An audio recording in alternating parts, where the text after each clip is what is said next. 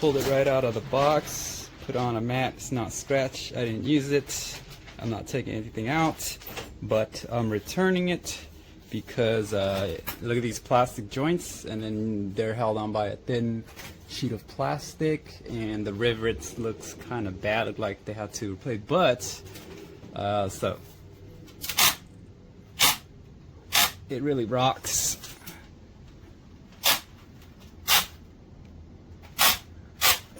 Because the joints are plastic and it's going to be out in the sun, so once it gets hot in the California sun, it's going to crack and you'll have to make your own joints.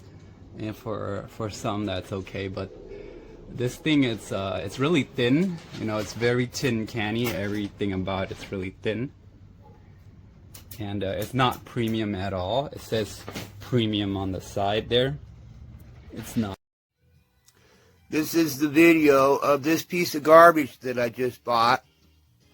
It's this cargo carrier thing, and it came with missing screws, nuts, bent parts,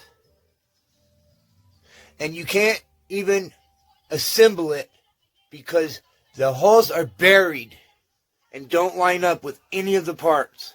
I've spent 2 hours to get this far on this piece of junk. I do not recommend it.